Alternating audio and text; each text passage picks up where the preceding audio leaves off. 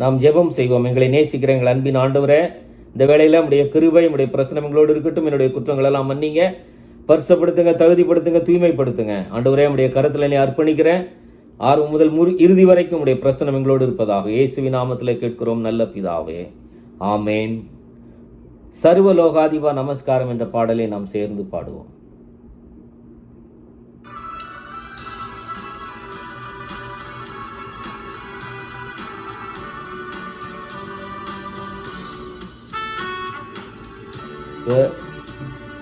நமஸ்காரம் சர்வ சிருஷ்டிகனே நமஸ்காரம், தரை கடல் உயிர்வான் சகலமும் படைத்த தயாபர பிதாவே நமஸ்காரம், தரை கடல் உயிர்வான் சகலமும் படைத்த தயாபர பிதாவே நமஸ்காரம்.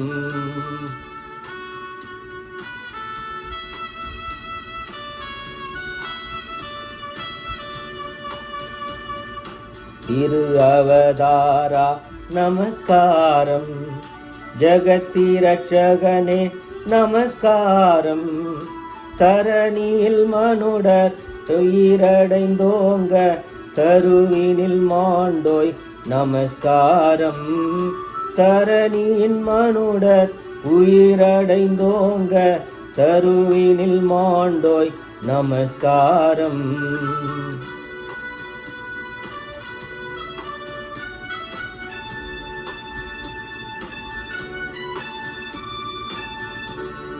பரிசுத்த ஆவி நமஸ்காரம், பரமசர் குருவே நமஸ்காரம், அருபியாய் அடியார் அகத்தினில் வசிக்கும் அரிய சித்தே சதா நமஸ்காரம், அருபியாய் அடியார் அகத்தினில் வசிக்கும் அரிய சித்தே சதா நமஸ்காரம்.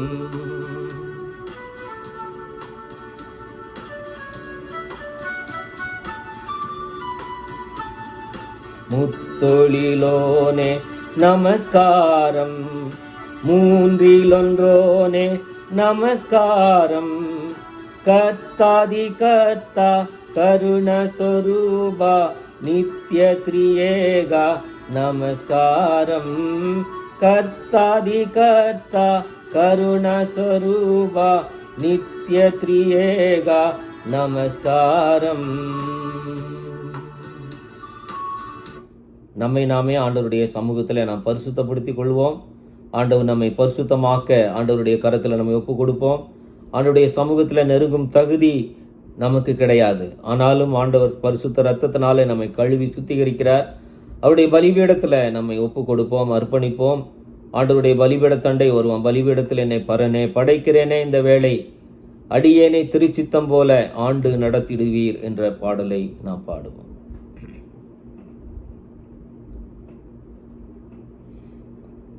கர்த்தருடைய சன்னிதானத்தில் நம்மை அர்ப்பணிப்போம். பலிபீடத்தில் என்னை பரனே படைக்கிறேனே, இந்த வேளை அடியேனை திருச்சித்தம் போல ஆண்டு நடத்தி அருளும். ஆண்டவருடைய சமூகத்தில் நாம் எளிதாக வர முடியாது. ஆண்டவருடைய சமூகத்தில் நாம் வரும்போது நம்மை பரிசுத்தப்படுத்திக் கொள்ள வேண்டும். அவர் பரிசுத்தமான ஆண்டவர், மகா பரிசுத்தமானவர். அவர் பரிசுத்தமான தெய்வமாக இருக்கிறபடியினால நாமும் பரிசுத்தமாக இருக்க வேண்டும். ஆண்டவரே, என்னை பரிசுத்தப்படுத்தும் ஒரு விசை என்ற ஜெபத்தோடு கூட ஆண்டவருடைய சமூகத்தில் நாம் வருவோம்.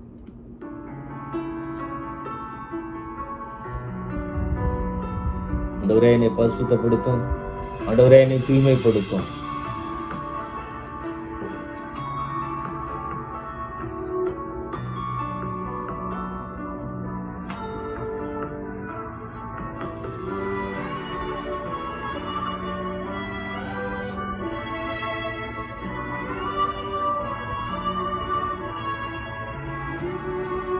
பலிபீடத்தில் என்னை பரனே படைக்கிறேனே, இந்த வேளை அடியேனை திருச்சித்தம் போல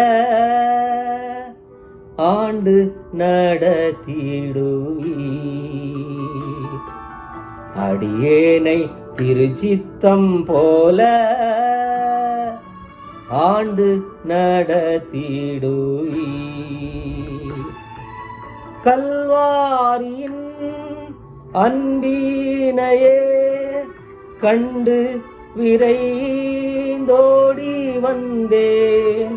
கல்வாரியின் அன்பினையே கண்டு விரைந்தோடி வந்தேன். கழுவும் திருரத்தாலே கரை நீங்க இருதயத்தை. கழுவும் திருரத்தாலே கரை நீங்க இருதயத்தை.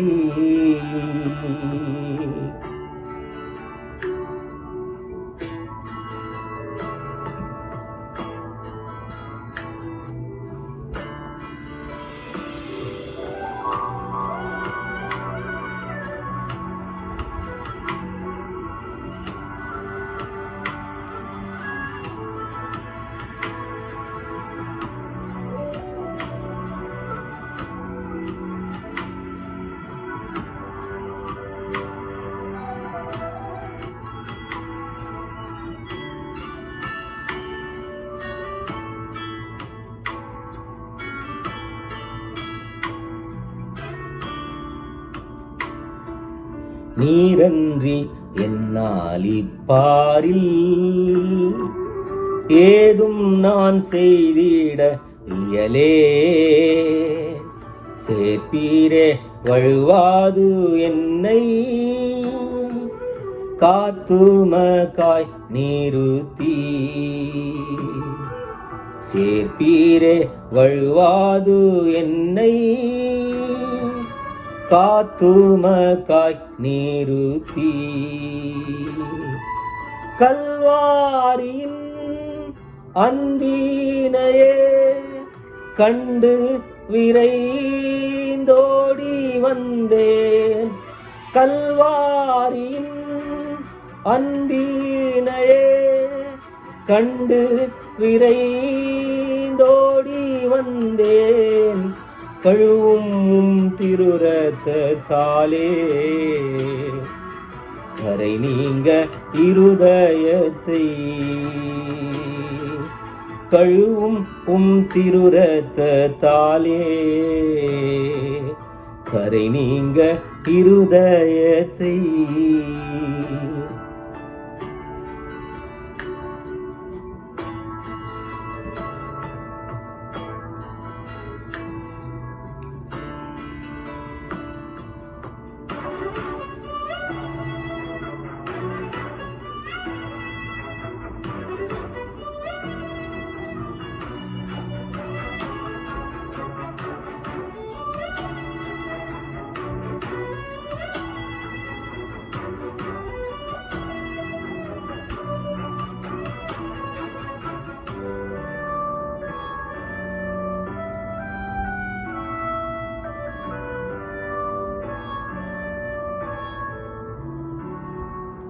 ஆவியோடான்மா சரீரம்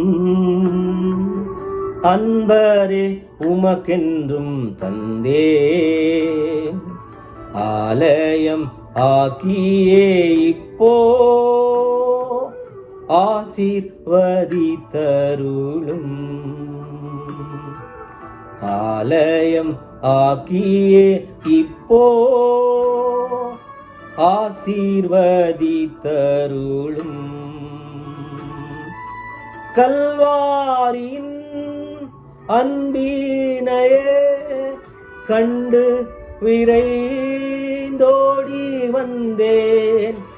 கல்வாரியின் அன்பினையே கண்டு விரைந்தோடி வந்தேன். கழுவும் இருரத்தாலே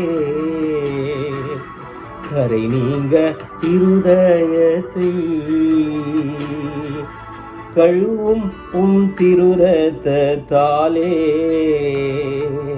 கரை நீங்க இருதயத்தை. ஆண்டவர் நம்முடைய பாவங்களை கழுவி சுத்திகரிக்கிற ஆண்டவராக இருக்கிறார். ஆனாலும் ஒவ்வொரு நாளும் ஆண்டவர் நம்மோடு கூட இருக்கிறார், நம்மை ஆசீர்வதிக்கிறார், வழி நடத்துகிறார்.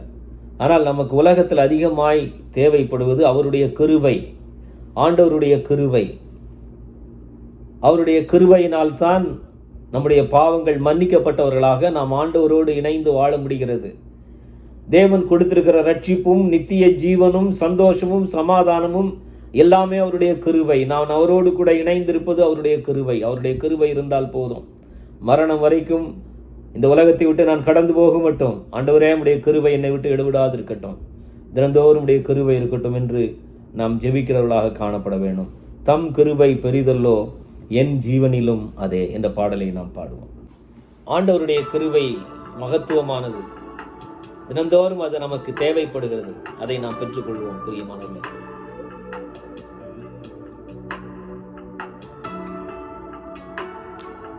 தாழ்மை உள்ளவர்கள் கிருபை பெறுகிறார்கள் ஆண்டவரிடத்துல.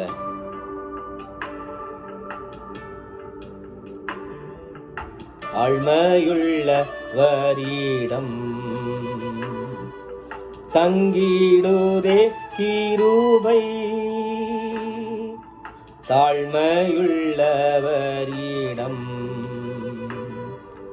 தங்கிடுதே கிருபை, வாழ்நாளெல்லாம் அது போதுமே, சுகமுடன் தம்பலமுடன், வாழ்நாளெல்லாம் அது போதுமே, சுகமுடன் தம்பலமுடன், சேவை செய்ய கிருபை தாருமே, சேவை செய்ய கிருபை தாருமே, தம் கிருபை பெரிதல்லோ என் ஜீவனிலும் அதே, இம்மட்டும் காத்ததுவே இன்னும் தேவை கிருபை தாருமே, இன்னும் தேவை கிருபை தாருமே.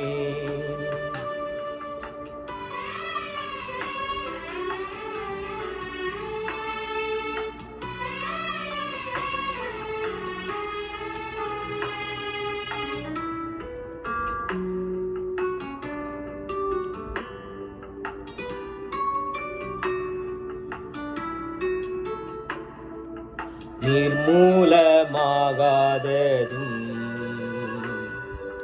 நிற்பது மோகிருபை, நிர்மூலமாகாததும் நிற்பது மோகிருபை,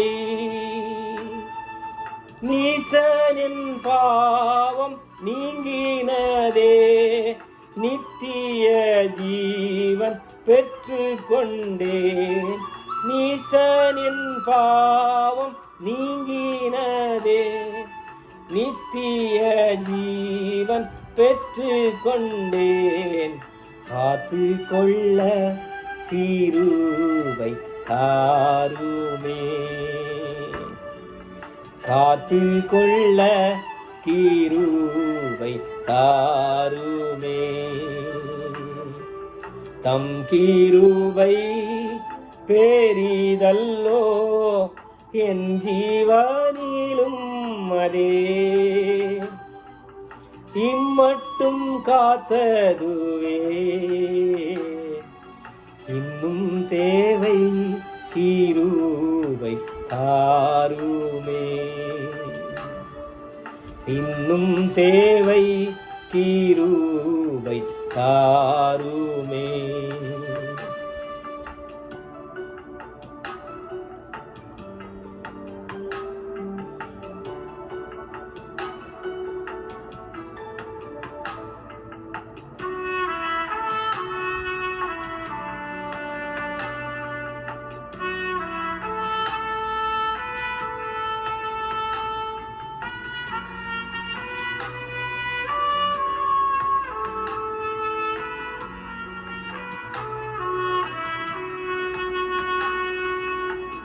நம்மதி காலையில் தேடும் புது கிருபை தினம் அதிகாலையில் தேடும் புது கிருபை மானம் தளர்ந்த நேரத்திலும் பலவீன சரீரத்திலும் மானம் தளர்ந்த நேரத்திலும் பலவீன சரீரத்திலும் போதுமேவும் கிருபை தாருமே போதுமேவும் கிருபை தாருமே தம் கிருபை பெரிதல்லோ என் ஜீவனிலும் அதே இம்மட்டும் காத்ததுவே இன்னும் தேவை கிருபை தாருமே இன்னும் தேவை கிருபை தாருமே.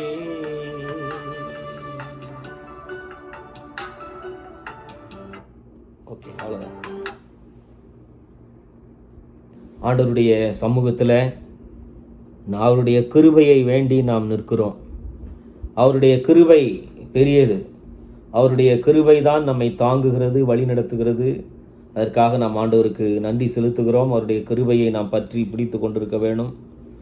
ஆண்டவருடைய சமூகத்தில் நம்மை அர்ப்பணித்து ஜெபிப்போம். ஒருவேளை நம்மளுக்கு அநேக தேவைகள் உண்டு, பாரங்கள் உண்டு, கவலைகள் உண்டு. இந்த கவலைகள் பாரங்களை எல்லாம் நம் ஆண்டவரிடத்தில் சொல்லி, ஆண்டவரே நீர் என்னை கைவிட மாட்டீர் என்ற நம்பிக்கையோடு வருகிறேன். என்ன வந்தாலும் நம்புவேன். என் நேச மீட்பரை யார் கைவிட்டாலும் பின் செல்வேன், எனது இயேசுவை என்ற பாடலை நாம் பாடுவோம். தொல்லை கஷ்டங்கள் சூழ்ந்திடும், துன்பம் துக்கம் வரும்.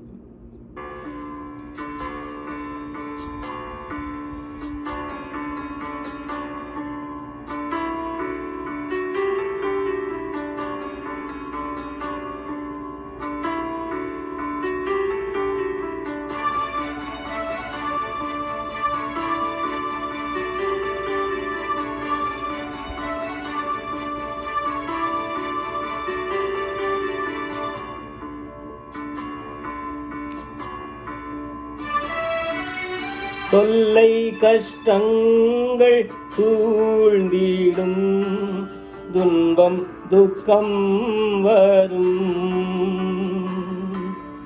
இன்பத்தில் துன்பம் நேர்ந்திடும், இருளாய் தோன்றும் எங்கும். சோதனை வரும் வேளையில் சொற்கேட்கும் செவியிலே, பரத்திலிருந்து ஜெயம் வரும். பரன் என்னை காக்க வல்லோ, காக்கும் வல்ல மீட்பர் உண்டனக்கு, உண்டனக்கு, உண்டனக்கு. காக்கும் வல்ல மீட்பர் உண்டனக்கு, காத்திடுவார் என்றுமே, காத்திடுவார் என்றுமே.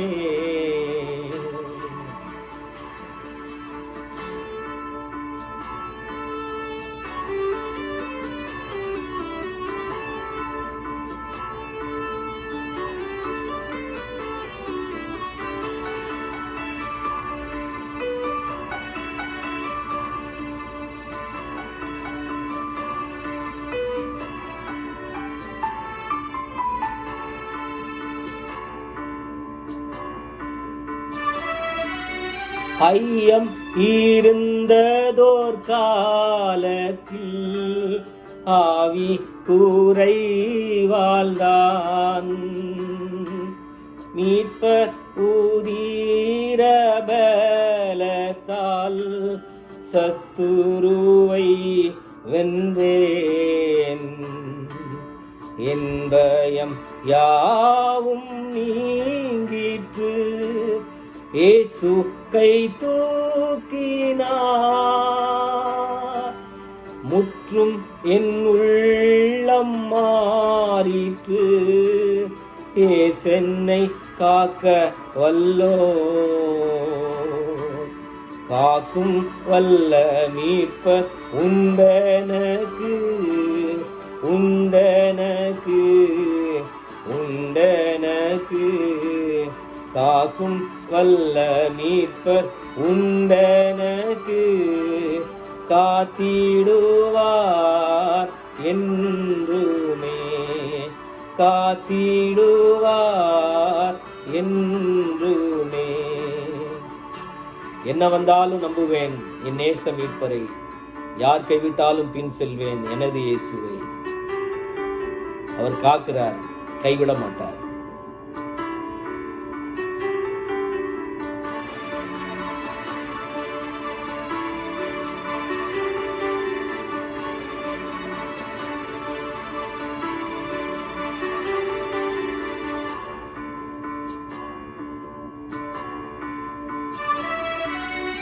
என்ன வந்தாலும் நம்புவேன் என் நேச மீட்பரை, யார் கைவிட்டாலும் பின் செல்வேன் எனது இயேசுவை. அகல ஆழ உயரமாய் எவ்வளவு அன்பு கூர்ந்தார். என்ன துன்பங்கள் வந்தாலும் அவர் என்னை கைவிட மாட்டார்.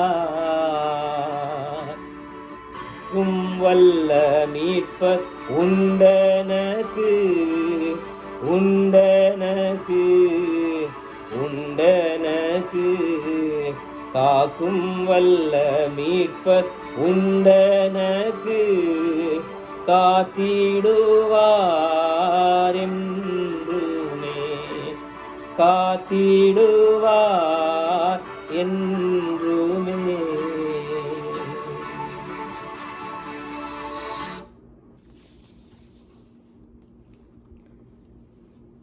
அறிவிப்புகள்.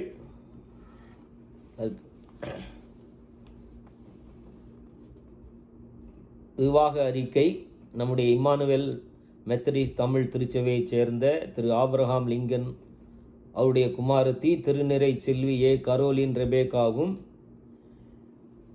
தென்னிந்திய திருச்சபை தாண்டுரை சேகரம் பட்டாபிராம் சேர்ந்த திரு ஆசிர்வாதம் அவருடைய மகன் திருநிறை செல்வன் அற்புதநாதனும் திருமணம் செய்ய நிச்சயிக்கப்பட்டிருக்கிறார்கள் என்று இந்த சபைக்கு தெரியப்படுத்துகிறேன். இவர்களை இந்த திருமணத்தில் இணைக்கக்கூடாத நியாயமான காரணமாவது தடையாவது உண்டென்று உங்களில் யாருக்காவது தெரிந்திருந்தால் அதை எழுத்து மூலம் உடனே போதகருக்கு தெரிவிக்க வேண்டும்.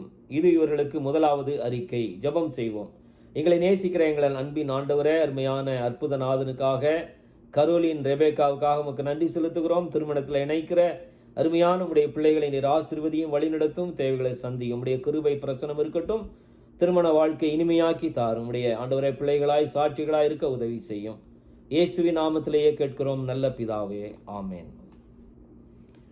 வழக்கம் போல நம்முடைய ஆராதனைகள் இப்படி ஆன்லைனில் வழக்கமாக நடைபெறும். யூடியூப்பில் அதை நான் அப்லோட் செய்கிறேன். நீங்கள் அதை பார்த்து தெரிந்து கொள்ளுங்கள். அதுபோல் ஆன்லைனில் சண்டே ஸ்கூல் மாலை 6 மணிக்கு நடைபெறுகிறது. அதில் உங்கள் பிள்ளைகளை பங்கு பெற செய்யுங்கள். தினந்தோறும் காலையில் டெய்லி டிவோஷன், தின தியானம் நமக்கு வெளியிடப்படுகிறது. அதையும் யூடியூப்பில் அப்லோட் செய்கிறோம். நீங்கள் பார்த்து பயனடையுங்கள். ஆண்டவர்களை ஆசீர்வதிப்பாராக. உங்களுடைய அவசர தேவைகள் எல்லாம் இருக்குமானால் நீங்கள் வாட்ஸ்அப் கால் நம்பர் மூலமாக என்னை தொடர்பு கொள்ளலாம். உங்களுக்காக ஜெபிக்க காத்திருக்கிறேன். ஆண்டவர் நம்மை ஆசீர்வதிப்பாராக.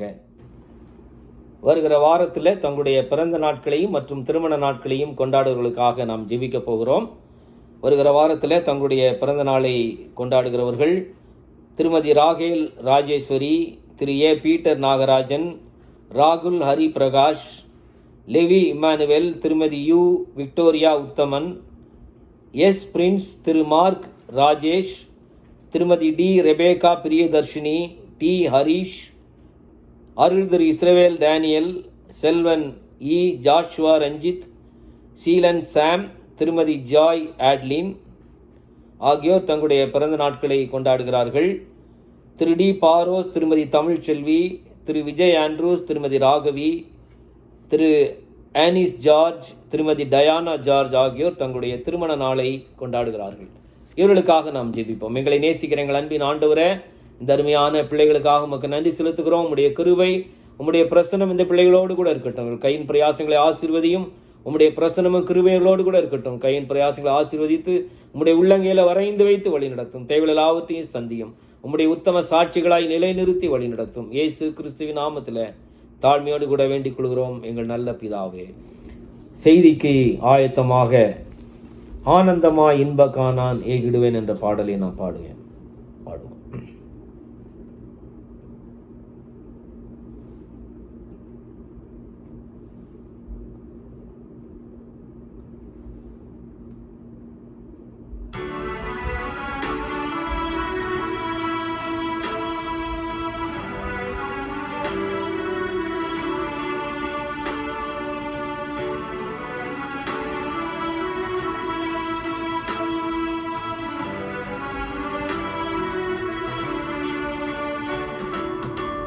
ஆனந்தமாய் இன்ப காணான் ஏகிடுவேன், தூய பிதாவின் முகம் தரிசிப்பேன்.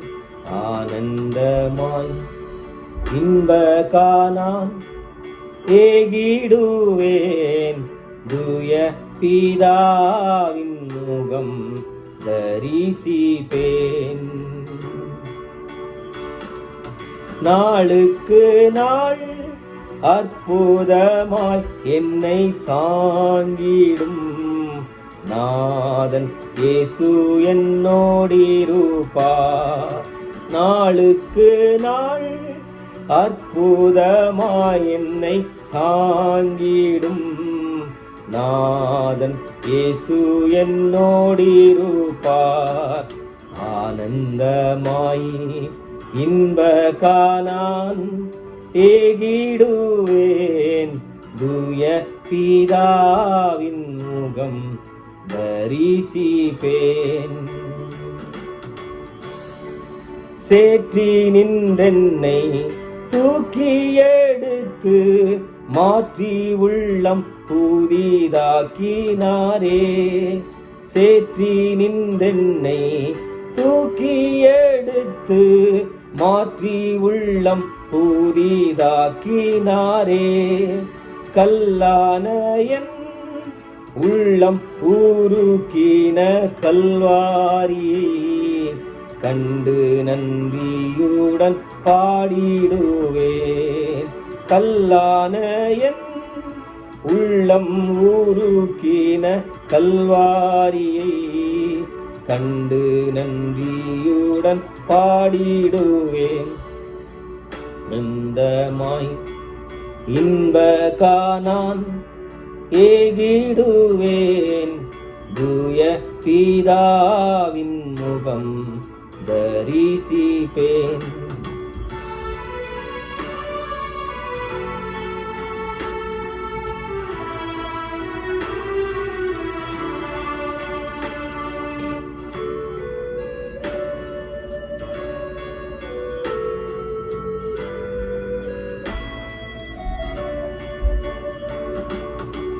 தீப நாளில் இயேசுவை கண்டேன், வாஞ்சையுடன் என்னை தேடி வந்தார்.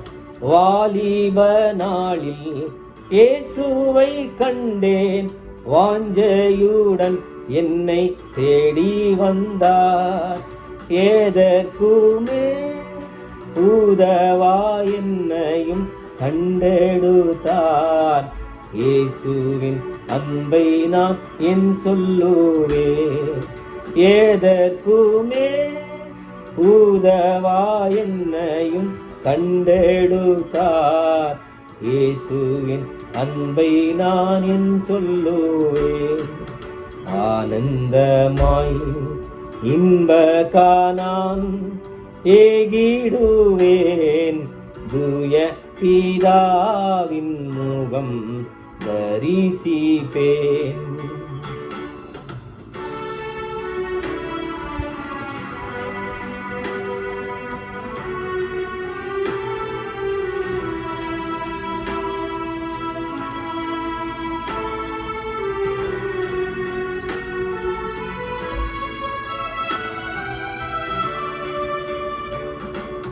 கர்த்தரின் சித்தம் செய்திட நித்தம் தத்தம் செய்தே என்னை அர்ப்பணித்தேன். கர்த்தரின் சித்தம் செய்திட நித்தம் தத்தம் செய்தே என்னை அர்ப்பணித்தேன். இயேசு அல்லால் ஆசை பூவில் வேறே இல்லை. என்றும் எனக்கவர் ஆதரவே. இயேசு அல்லால் ஆசை பூவில் வேறே இல்லை. என்றும் எனக்கவர் ஆதரவே.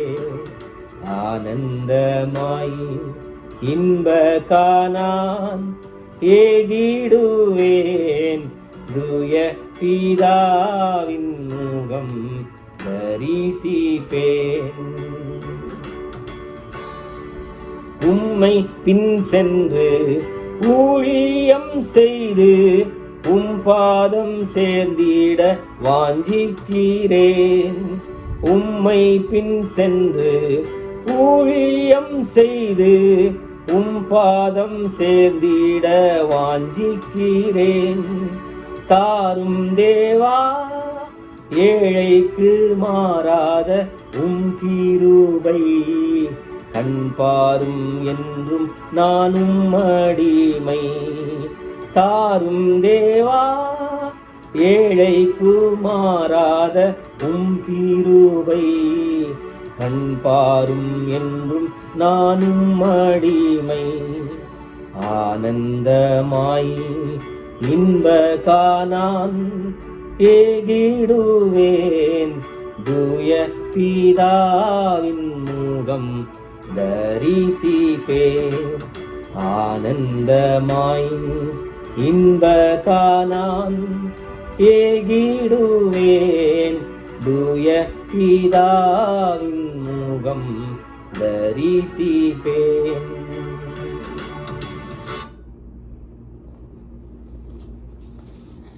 நம் ஆண்டவருடைய செய்திக்கு நேராக கடந்து செல்லுவோம். ஆண்டவருடைய செய்தியை நாம் கேட்போம். இந்த நாளில கண்களை மூடி ஜெபம் செய்வோம். எங்களை நேசிக்கிற எங்கள் அன்பின் ஆண்டவரே, எங்களோடு கூட பேசும். என்னுடைய குற்றங்கள் எல்லாவற்றையும் மன்னியும், என்னை பரிசுத்தப்படுத்தும், தகுதிப்படுத்தும். ஆண்டவரே, தகுதி இல்லை ஆண்டவரே, நம்முடைய வசனத்தை ஆண்டவரே சொல்வதற்கு தேவையான கிருபைகளை தகுதியை தாரும். என்னுடைய குற்றங்கள் எல்லாம் மன்னிங்க, பரிசுத்தப்படுத்துங்க, தூய்மைப்படுத்துங்க. இயேசுவின் பிரசனம் என்னோடு எங்களோடு கூட தங்கியிருப்பதாக இயேசுவின் நாமத்திலேயே கேட்கிறோம் எங்கள் நல்ல பிதாவே, ஆமேன். பிரியமானவர்களே, இந்த நாட்கள் கொடுமையான நாட்கள் என்று உங்களுக்கு தெரியும். கொடுமையான நாட்கள் வழியாக நாம் கடந்து வருகிறோம். மரணம் என்பது பல பேரை கொண்டு சென்று விட்டது. இந்த நாட்களில் ஏராளமான பேர் மரித்து விட்டார்கள். முதலாம் அலை, இரண்டாம் அலை என்று அநேக அலைகள் வந்து நம்முடைய தேசத்தையும் உலகத்தையே புரட்டி போட்டு விட்டதை நாம் பார்க்கிறோம். அநேகம் பேர் மரித்து போனார்கள். அதில் ஒரு சோகமான சம்பவம் அமெரிக்க ஐக்கிய நாடுகளில் நடைபெற்ற ஒரு சம்பவம். அருமையான ஒரு தகப்பனார் தன்னுடைய மகனை, அவன் ஏதோ சற்று சிரமப்படுகிறான், ஏதோ அவனுக்கு சற்று பிரச்சனை இருக்கிறது என்று மருத்துவமனைக்கு அழைத்து சென்றார். நடந்து தான் 2 பேரும் சென்று இருக்கிறார்கள் மருத்துவமனைக்கு. காரில் சென்று அங்கிருந்து சற்று தூரம் நடந்து சென்று மருத்துவமனைக்குள்ளே போன அந்த மகன் திரும்ப வரவில்லை. சிறிது நேரம் கழித்து மகனை அவர் தேடுகிறார். அவர்கள் தூரத்தில் அவனை காண்பிக்கிறார்கள். அவனை ஒரு மூட்டையாக கட்டி, துணி மூட்டையாக கட்டி, உங்களுடைய மகன் மரித்து விட்டான், அவன் பக்கத்தில் நீங்கள் போக முடியாது, அவன் கொரோனாவில் மரித்து விட்டான், அவனை நாங்கள் அடக்கம் செய்ய கொண்டு போகிறோம், நீங்கள் தூரத்தில் பார்த்து கொள்ளுங்கள் என்று சொன்னார்கள். அந்த தகப்பனார் கதறி அழுதார். பிரியமானவர்களை, எவ்வளவு பெரிய சோகம் அந்த தகப்பனுக்கு இருக்கும் என்று பாருங்கள். தன்னோடு நடந்து வந்த அருமையான மகன், சற்று நேரத்துக்கு முன்பாக நடந்து வந்த அருமையான வாலிப மகன் இன்றைக்கு உயிரோடு இல்லை. அவனுடைய முகத்தை கூட அவரால் பார்க்க முடியவில்லை. இப்படிப்பட்ட சோகங்கள் உலகமெங்கும் அரங்கேறியதை நாம் பார்க்கிறோம். இப்படிப்பட்ட சோகமான சூழ்நிலைகளை உலகமெங்கும் நாம் பார்த்தோம். இந்தியாவிலும் நாம் பார்த்தோம். 400 கோடிக்கும் அதிகமான சொத்துக்களை வைத்திருந்த மகா பெரிய ஒரு தொழில் அதிபர், அவர் மரித்து போனார். அவருடைய சரீரத்தை அவருடைய வீட்டுக்கு கூட எடுத்து செல்ல முடியவில்லை. அவருடைய உறவினர்கள் சற்று தூரத்தில் அவரை பார்த்தார்கள், அவருடைய குடும்பத்தார். அது அவருடைய முகத்தை கூட பார்க்க முடியவில்லை. இப்படிப்பட்ட ஏராளமான சம்பவங்களை நாம் இந்த காலங்களில் நாம் பார்த்து வருகிறோம். பிரியமானவர்களே, சோகமான சூழ்நிலை, அவளெல்லாம் கதறி அழும்போது நமக்கு எவ்வளோ வேதனையாக இருந்தது. ஆனால் பிரியமானவர்களே, ஆண்டவருடைய பிள்ளைகளுக்கு ஒரு நம்பிக்கை இருக்குது தெரியுமா? இந்த உலகத்தில் மரணம் என்பது பயப்படக்கூடிய ஒரு விஷயம்தான் மற்றவர்களுக்கு, ஆண்டவருடைய பிள்ளைகளுக்கு இல்லை. அப்போது மரணம் என்பது பிரிவு என்று மக்கள் நினைத்து அழுகிறார்கள். இனிமேல் என்ன மகனை நான் பார்க்க மாட்டேன் அப்படின்னு நினைச்சு அந்த தகப்பன் அழுகிறார். இயேசு கிறிஸ்துவின் பிள்ளைகளாய் இல்லாதவர்களுக்கு அப்படிப்பட்ட நிலைமை தான், திரும்ப பார்க்க முடியாது. ஆனால் ஒரு பெரிய பாக்கியம் கொடுக்கப்பட்டிருக்கிறது எல்லாருக்கும். கிறிஸ்தவர்களோ கிறிஸ்தவர்கள் அல்லாதவர்களோ உலகத்தில் இருக்கிற எல்லாருக்கும் ஒரு பாக்கியம் கொடுக்கப்பட்டிருக்கிறது. அந்த பாக்கியம் என்ன என்று நாம் பார்ப்போம், அதை நாம் பெற்றுக்கொள்வோம். யோவானுக்கு எழுதின சுவிசேஷம் 5ஆம் அதிகாரம் 24ஆம் வசனத்தை நாம் வாசிக்க கேட்போம். யோவான் 5:24. என் வசனத்தை கேட்டு என்னை அனுப்பினவரை விசுவாசிக்கிறவனுக்கு நித்திய ஜீவன் உண்டு. அவன் ஆக்கினை தீர்ப்புக்குட்படாமல் மரணத்தை விட்டு நீங்கி ஜீவனுக்குட்பட்டிருக்கிறான் என்று மெய்யாகவே மெய்யாகவே உங்களுக்கு சொல்லுகிறேன். ஆண்டவருடைய வார்த்தையை கேட்டு இயேசு கிறிஸ்துவை விசுவாசிக்கிறவனுக்கு நித்திய ஜீவன் உண்டு. அவன் மரணத்திற்கு உட்பட்டாலும் அவன் மீண்டும் எழுந்திருப்பான். அவனுக்கு ஜீவன் உண்டு. அவனுக்கு மரணம் என்பது நிரந்தரம் அல்ல, அது நிரந்தர முடிவு அல்ல. அவன் மறுபடியும் எழுந்திருப்பான் என்று ஆண்டவர் சொல்கிறார். நித்திய ஜீவன், இட்டர்னல் லைஃப், லைஃப் எவர்லாஸ்டிங், அழியாத வாழ்வு, அழியாத வாழ்வு ஆண்டவர் நமக்கு கொடுக்க காத்திருக்கிறார். நித்திய வாழ்வை கொடுக்க ஆண்டவர் காத்திருக்கிறார். பிரியமானவர்களே, அழியாத வாழ்வு நமக்கு உண்டு. ஆண்டவர் அதை நமக்கு வைத்திருக்கிறார். நித்திய ஜீவன், இந்த நித்திய ஜீவனை நாம் பெற்றுக்கொள்ள வேணும். இன்றைக்கு மரண பயத்தில் உலகம் இருக்கிறது என்று சொன்னேன். ஆனால் நித்திய ஜீவனை நாம் பெற்றுக்கொண்டோமானால் இந்த மரண பயம் நமக்கு அவசியம் இல்லை. பிரியமானவர்களே, இந்த நித்திய ஜீவனை நாம் பெறாவிட்டால், இந்த நித்திய ஜீவனுக்கு நம்மை தகுதிப்படுத்தி கொள்ளாவிட்டால், நாம் கிறிஸ்தவர்களாக இருப்பதும் திருச்சபைக்கு வருவதும் எந்த பயனும் அளிக்காது. ஏனென்றால் நாம் ஆண்டவரை தேடுவதும் திருச்சபைக்கு வருவதும் பாடல்களை பாடுவதும் ஆண்டவரை துதிப்பதும் எல்லாம் ஒரே ஒரு காரணம்தான். ஏதாவது ஒரு நாள் இந்த மரணம் என்னை சந்திக்கும் போது நான் நித்திய ஜீவனை நான் அடைவேன், ஆண்டவருடைய ராஜ்யத்துக்கு போவேன், நான் மீண்டும் எழுந்திருப்பேன் என்பதற்காகத்தான். நமக்கு அப்படி எழுந்திருக்க நமக்கு வாய்ப்பு இருக்கிறதா? ஆனால் இயல்பின்படி நமக்கு அப்படி இல்லை. ரோமர் 6:23 சொல்லுகிறது. ரோமர் 6:23 வாசிக்க கேட்போம். பாவத்தின் சம்பளம் மரணம், தேவனுடைய கிருபை வரமோ நம்முடைய கர்த்தராகிய இயேசு கிறிஸ்துவினால் உண்டான நித்திய ஜீவன். பாவத்தின் சம்பளம் மரணம், அது நிரந்தரமான மரணம். இங்கே அந்த மரணம் என்பது எல்லாருக்கும் நிச்சயிக்கப்பட்ட ஒன்று, பாவத்தின் விளைவு. ஆனால் இயேசு கிறிஸ்துவின் கிருபை வரம், அது ஆண்டவர் கொடுக்கிற வரம், ஆண்டவராக கொடுக்கிற கிருபை வரம். நாமே அதை பெற்றுக்கொள்ள முடியாது. ஆண்டவராக கொடுக்கிற கிருபை வரம், அதற்கு நாம் என்ன செய்ய வேண்டும்? 6:22 விதமாய், ரோமர் 6:22 விதமாய் சொல்லுகிறது. இப்பொழுது நீங்கள் பாவத்தினின்று விடுதலை ஆக்கப்பட்டு தேவனுக்கு அடிமைகளானதினால் பரிசுத்தமாகுதல் உங்களுக்கு கிடைக்கும் பலன், முடிவோ நித்திய ஜீவன். பாவத்தின் அடிமை தளத்தில் இருந்து நீங்கள் விடுதலை ஆக வேண்டும். யார் உங்களை விடுதலை செய்வது? இயேசு கிறிஸ்துவின் ரத்தம் சகல பாவங்களிலிருந்து உங்களுக்கு விடுதலை கொடுக்கும், சகல பாவங்களை நீக்கி உங்களை சுத்திகரிக்கும் என்று 1 யோவான் 1:7 நாம் வாசிக்கிறோம். இயேசு கிறிஸ்துவின் ரத்தம் சகல பாவங்களையும் நீக்கி நம்மை சுத்திகரிக்கும். The blood of Jesus will cleanse us. இயேசு கிறிஸ்துவினுடைய ரத்தம் நமக்கு சுத்திகரிப்பு கொடுக்கிறது, நமக்கு விடுதலை கொடுக்கிறது என்று நாம் அறிகிறோம். அப்படி என்றால் இயேசுவே என்னை மன்னியும் உம்முடைய ரத்தத்தினாலே கழுவும் என்று நாம் ஆண்டவருடைய இயேசு கிறிஸ்துடைய பாதத்தில் நாம் விடும்போது, கல்வாரி சிலுவையில் இயேசு கிறிஸ்து சிந்தின ரத்தத்தினால நாம் விடுதலை பெறுகிறோம், பாவத்தில் இருந்து விடுதலை பெறுகிறோம். அது மட்டும் போதாது, பாவத்திலிருந்து விடுதலை பெற்று பரிசுத்தமாகுதல். பரிசுத்தமாகுதல் என்று சொல்லும்போது நாள்தோறும் ஆண்டவருக்கு பிரியமான ஒரு வாழ்க்கை, ஆண்டவரை பிரியப்படுத்துகிற ஒரு வாழ்க்கை. என்னுடைய வாயின் வார்த்தைகள், இருதயத்தின் தியானம், என்னுடைய நினைவுகள், செயல்கள் எல்லாம் ஆண்டவருக்கு பிரியமாக மாறும் ஒரு வாழ்க்கையை நான் பின்பற்றுகிறேன், பரிசுத்தமாகிறேன் என்று அர்த்தம். அந்த பரிசுத்தமாகுதல் நமக்கு அவசியம். அதற்காகத்தான் தாவீது இப்படி ஜெபமெல்லாம் செய்கிறார். ஆண்டவரே, வேதனை உண்டாக்குற வழி என்னிடத்தில் உண்டோ என்று பார்த்து நித்திய வழியிலே என்னை நடத்தும் என்று தாவீது கேட்கிறார். ஆண்டவரே, என் இருதயத்தின் யோசனைகள் எல்லாம் பாவங்கள் இருக்கிறது, என் இருதயத்தை ஆராய்ந்து பாரும் ஆண்டவரே என்று சொல்லி தாவீது கேட்கிறார். நான் ஆகாதவனாய் போகாதபடிக்கு என் சரீரத்தை நான் ஒடுக்கி கீழ்ப்படுத்துகிறேன் என்று 1 கொரிந்தியர் 9:27 பவுல் சொல்லுகிறார். பிரியமானவர்களே, பரிசுத்தமாகுதல், அதற்காகத்தான் நாம் அழைக்கப்பட்டிருக்கிறோம். ஆலயத்திற்கு வருகிறோம், ஆண்டவரை தேடுகிறோம்.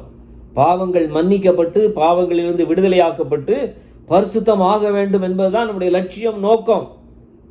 நம்முடைய திருச்சபையில் நாம் வைத்திருக்கிற கொண்டாட்டங்கள், நிகழ்வுகள் எல்லாம் முக்கியமல்ல. நாம் பரிசுத்தமாகுதல் என்பது மிக முக்கியம். ஒவ்வொருவரும் நம்மை நாமே ஆண்டவருடைய சமூகத்தில் ஆராய்ந்து பார்த்து சீர்தூக்கி பார்த்து, ஆண்டவரே என்னை மன்னியும் பரிசுத்தப்படுத்தும் என்று தினந்தோறும் ஆண்டவருடைய சமூகத்தில் நம்மை பரிசுத்தப்படுத்தி கொண்டே இருக்க வேண்டும். ஏனென்றால் நாம் வாழ்கிற உலகம் கொடுமையான உலகம். அதனால்தான் தாவீது சொன்னார், ஆண்டவரே, வேதனை உண்டாக்குற இடத்துல உண்டோ என்று பார்த்து ஆண்டவரே என்னை நடத்துங்கன்னு சொன்னார். ஏன்னா அவருக்கு தெரியும், அவர் வாழ்கிற உலகம் மகா மோசமான கொடுமையான பாவம் நிறைஞ்ச உலகம். அதில் தினந்தோறும் ஆண்டவரே என் பாவங்களை நான் அறிக்கையிட்டு தற்போசனை செய்து என்னை நான் ஆண்டவருடைய சமூகத்தில் அவற்றில் மன்னிப்பு கேட்டு என் பாவங்களிலிருந்து விடுதலை பெற்று நான் நாள்தோறும் பரிசுத்தமாகி கொண்டே இருக்க வேண்டும். அதைத்தான் ஆண்டவர் சொன்னார், பரிசுத்தமாக இருக்கிறவன் இன்னும் பரிசுத்தமாக இருக்கட்டும் என்று ஆண்டவர் சொன்னார். அது கடைசி வரைக்கும் அது நடைபெற்று கொண்டே இருக்க வேண்டும், நம்முடைய மரணம் வரைக்கும். பரிசுத்தமாகுதல் உங்களுக்கு கிடைக்கும் பலன், முடிவோ நித்திய ஜீவன். நித்திய ஜீவன், பாவத்திலிருந்து விடுதலையாகி பரிசுத்தமாகி அவருடைய முடிவு நித்திய ஜீவன், நிரந்தரமாய் ஆண்டவரோடு நாம் வாழப்போகிறோம். சரி, அதற்கு என்னவெல்லாம் செய்ய வேண்டும் என்று சுருக்கமாய் நான் சொல்லி முடிக்க ஆசைப்படுகிறேன். ஒருவேளை இந்த சத்தியங்கள் எல்லாம் நீங்கள் மறுபடியும் நீங்கள் எத்தனை முறை கேட்டாலும் நீங்கள் மனதில் பதித்து இதை நீங்கள் கடைபிடித்தாக வேணும். அதற்காகத்தான் இந்த காரியங்களை எல்லாம் நான் திருப்பி சொல்லுகிறேன். எனக்கு ஒரு தலைமை ஆசிரியர் இருந்தார் பள்ளியில் படிக்கும்போது. அவர் நான் SSLC படிக்கும்போது, பள்ளி இறுதி ஆண்டு படிக்கும்போது ஒவ்வொரு நாளும் வந்து சொல்லுவார், ஒவ்வொரு நாளும் இன்றைக்கு இன்னும் உங்களுக்கு 200 நாட்கள் தான் இருக்கிறது இறுதி பரீட்சைக்கு என்று சொல்லுவார். அடுத்த நாள் வருவார், இன்னும் 199 நாட்கள் தான் இருக்கிறது என்று சொல்லுவார். ஒவ்வொரு நாளும் எங்களுடைய பள்ளியின் இறுதி பரீட்சையை குறித்து எச்சரித்து கொண்டே எங்களை அவர் ஊக்குவித்துக் கொண்டே இருப்பார். அதைத்தான் அவர் செய்து எங்களை ஊக்குவித்தார், எங்களை ஞாபகப்படுத்தி கொண்டே இருந்தார். அதுதான் முக்கியம், அதுதான் லட்சியம். இந்த பள்ளியில் நீங்கள் படித்து இறுதி தேர்வு எழுதி நீங்கள் நல்ல மதிப்பெண்களோடு தேர்ச்சி பெற வேண்டும். பள்ளியில் படித்ததும், பள்ளியில் விளையாடியதும், பள்ளியில் பல பொழுதுபோக்கு நிகழ்ச்சிகளில் கலந்து கொண்டதும் எல்லாம் முக்கியமல்ல. பள்ளி இறுதி ஆண்டு தேர்வில் நீங்கள் வெற்றி பெற வேண்டும் நல்ல மதிப்பெண்களோடு. அதற்குத்தான் பள்ளிக்கு வந்திருக்கிறீர்கள் என்று சொல்லி அவர் நினைவுபடுத்தி கொண்டே இருப்பார். பிரியமானவர்களே, எனவே அதைத்தான் நான் உங்களுக்கு மீண்டும் உங்களுக்கு சொல்ல ஆசைப்படுகிறேன், நினைவுபடுத்துகிறேன். மறந்து விடாதீர்கள். உலகத்தில் இன்றைக்கு கொடூரமான ஒரு உலகத்தில், கொடுமையான ஒரு உலகத்தில் வாழ்ந்து கொண்டிருக்கிறோம். நாம் நித்திய ஜீவனுக்கு நம்மை ஆயத்தப்படுத்திக் கொள்வோம். என்ன செய்ய வேண்டும்? யோவான் 17:3 விதமாய் சொல்லுகிறது. யோவான் 17:3, ஒன்றான மெய்தேவனாகிய உம்மையும் நீர் அனுப்பினவராகிய இயேசு கிறிஸ்துவையும் அறிவதே நித்திய ஜீவன். பிதாவை, தேவனை, இயேசு கிறிஸ்துவை அறிவது. அறிவது என்றால் என்ன அர்த்தம்? அறிவதுனா கேள்விப்படுறது கிடையாது. 2 கொரிந்தியர் 1:12 பவுல் விதமாய் சொல்லுகிறார் பாருங்கள். 2 கொரிந்தியர் 1:12 12ஆம் வசனத்தில் பவுல் விதமாக சொல்லுவது, தேவனை அறிவதென்றால் சும்மா கேள்விப்படுறது, சும்மா அவரை பற்றி வாசிக்கிறது, அவரை பற்றி பிரசங்கத்தில் கேட்கறது, ஏதோ சரித்திரத்தில் சில தலைவர்களை பற்றி கேட்கிறோம், அந்த மாதிரி அல்ல. இயேசு கிறிஸ்து அறிவதெல்லாம் என்ன அர்த்தம்? 2 கொரிந்தியர் 1:12 வாசிக்க கேட்போம். மாம்சத்திற்கேற்ற ஞானத்தோടെ நடவாமல் தேவனுடைய கிருபையினால் நாங்கள் உலகத்திலேயும் விசேஷமாக உங்களிடத்திலேயும் கபடமில்லாமல் திவ்ய உண்மையோടെ நடந்தோம் என்று எங்கள் மனது 2 தீமோத்தேயு 1:12.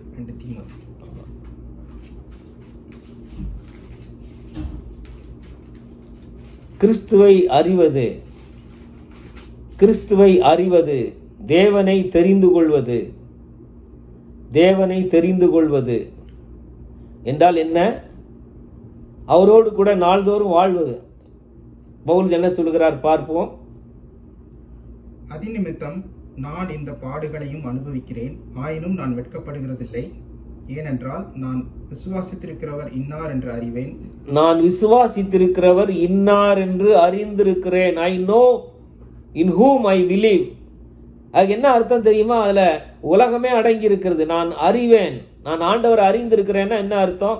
அவரோடு பழகுகிறேன் என்று அர்த்தம். அவரோடு பழகி கொண்டிருக்கிறேன், அவரோடு பேசி கொண்டிருக்கிறேன், அவருக்காக வாழ்ந்து கொண்டிருக்கிறேன், அவருக்காக பாடுபட்டு கொண்டிருக்கிறேன். என்னையும் அவரையும் பிரிக்க முடியாது. இது ஒரு அந்தரங்கமான பிரிக்க முடியாத ஒரு உறவு. It's an intimate relationship. ஒரு பிரிக்க முடியாத ஒரு உறவு. இந்த அறிதல் என்ற வார்த்தை கிரேக்க பதத்தில் நாசிஸ் என்ற வார்த்தையிலிருந்து வருகிறது. அதற்கு அர்த்தம் ஒரு கணவனுக்கும் மனைவிக்கும் இடையில இருக்கிற அந்தரங்கமான ஒரு உறவு. அந்த உறவு வேறு யாருக்கும் இருக்க முடியாது. அப்படி அவ்வளவு நெருக்கமான உறவை குறிப்பதைத்தான் வேதம் அறிதல் என்று சொல்லுகிறது. நாம் ஏதோ கேள்விப்படுவதோ அல்லது அதை பற்றி யோசிப்பதோ தெரிந்து வைத்திருப்பதோ அல்ல, பழகுவது, அவளோடு நெருங்கி நெருங்கி பழகுவது, ஐக்கியமாய் இருப்பது, பின்னி பிணைந்திருப்பது, அதுதான் ஐக்கியம். பவுலும் இயேசுவும் பின்னி பிணைந்திருந்தார்கள், அறிந்திருந்தார்கள். அந்த அளவுக்கு ஆண்டவரை அறியவன். அறியனா என்ன செய்யணும்? அவர் எப்படிப்பட்டவர்? ஏன்னா அவர்கிட்ட பழகுனா தானே தெரியும். ஒருவரை எப்படி நாம் அறிந்து கொள்ள முடியும்? அவரோடு பழகும் போது தான் அறிய முடியும். என்னை பற்றி என் குடும்பத்தாருக்கு நன்றாக தெரியும், என் மனைவிக்கு தெரியும், மகளுக்கு தெரியும், பிள்ளைகளுக்கு தெரியும். ஏன் தெரியும்? என் கூட பழகுகிறார்கள், அதனால அவங்களுக்கு தெரியும். நாள்தோறும் என் கூட பழகுறாங்க, பேசுறாங்க. நான் யாரு, என்கிட்ட என்ன பலவீனம் இருக்கு, என்ன நல்ல காரியம் என்ன இருக்கு, எல்லாம் தெரியும். நீங்க தள்ளி நின்று பார்க்கிறீர்கள், உங்களுக்கு ஓரளவு தான் தெரியும். ஆண்டவரிடத்துல தள்ளி நின்று பார்ப்பவர்கள் அல்ல, அவரோடு நெருங்கி ஒட்டி உறவாடுபவர்களே அவசியம். அவரை அறிந்திருக்க வேண்டும் பிரியமானவர்களே. we should know him. எந்த அளவுக்கு அறிந்திருக்கிறோம் என்று நீங்கள் பாருங்கள். பவுலையும் அறிவேன், இயேசுவையும் அறிவேன் சொல்லிச்சு. எது சொல்லிச்சு தெரியுமா? பிசாசு சொல்லிச்சு. நானே ரெஃபரன்ஸை வாசிக்க நேரம் இல்லைனால உங்களுக்கு நான் வாசிக்கல. பிசாசு சொல்லிச்சு, ஒருவன் பிசாசு துரத்த வந்தவன் ஒருத்தன் ஏதோ பிசாசை துரத்துறது ஏதோ அதில் ஈஸியான ஒரு எளிமையான வேலைன்னு நினச்சிக்கிட்டு துரத்த வந்தவனை பிசாசு சொல்லிச்சு, நான் பவுலையும் அறிவேன், இயேசுவையும் அறிவேன், இயேசுவையும் அறிவேன், பவுலையும் அறிவேன், நீ யாருயா அப்படின்னு சொல்லி கேட்டுச்சு. நீ யாருப்பா? நான் பவுல் எனக்கு யாரு, இயேசு எனக்கு யாரு தெரியும்னா, இயேசு எங்கே இருக்காரோ அங்கே பவுல் இருப்பார், பவுல் எங்கே இருப்பாரோ அங்கே இயேசு இருப்பார். 2 பேரும் ஒருத்தரோட இணைஞ்சிருப்பாங்க. இயேசுவையும் பவுலையும் இணைத்து பேசுகிறது பிசாசே. இயேசுவையும் எனக்கு தெரியும், பவுலையும் எனக்கு தெரியும். அந்த அளவுக்கு இயேசுவும் பவுலும் இணைந்திருந்தார்கள். இயேசுவுக்காக அவர் பாடுபட்டிருந்தார். தீமோத்தேயுட்ட சொல்றாரு, நான் இயேசுவுக்காக எல்லா பாடுகளையும் படுகிறேன் நீ நினைக்கிற. ஏன்னா எனக்கு அவருக்கு இருக்கிற உறவு உனக்கு தெரியாது. எந்த அளவுக்கு நாங்கள் 2 பேரும் ஃப்ரெண்ட்ஸ்னு உனக்கு தெரியாது. நாங்கள் 2 பேரும் அப்படியே பின்னி பிணைஞ்சு வாழ்ந்துகிட்டு இருக்கோம். அப்படியாக ஆண்டவரை அறிகிறவர்களாய் நாம் இருக்க வேண்டும். we should know him. அதுக்கு என்ன செய்ய வேண்டும்? தேவனை அறிய வேண்டும் என்று சொன்னால் தேவனுடைய வார்த்தைகளை தியானிக்க வேண்டும். 1 யோவான் 5:13 வாசிப்போம். 1 யோவான் 5:13. 1 யோவான் 5:13. உங்களுக்கு நித்திய ஜீவன் உண்டென்று நீங்கள் அறியவும், தேவகுமாரனுடைய நாமத்தின் மேல் நீங்கள் விசுவாசமாய் இருக்கவும், தேவகுமாரனுடைய நாமத்தின் மேல் விசுவாசமாய் இருக்கிற உங்களுக்கு இவைகளை எழுதியிருக்கிறேன். தேவ வார்த்தைகளை எழுதுகிறாரு யோவான். எதுக்காக? நீ ஆண்டவரிடத்துல விசுவாசமா இருக்கணும், அவரை பின்பற்றணும்னு சொல்லி எழுதியிருக்கிறார். அதே போல யோவான் 5:39 நான் வாசிக்க கேட்போம். யோவான் 5:39.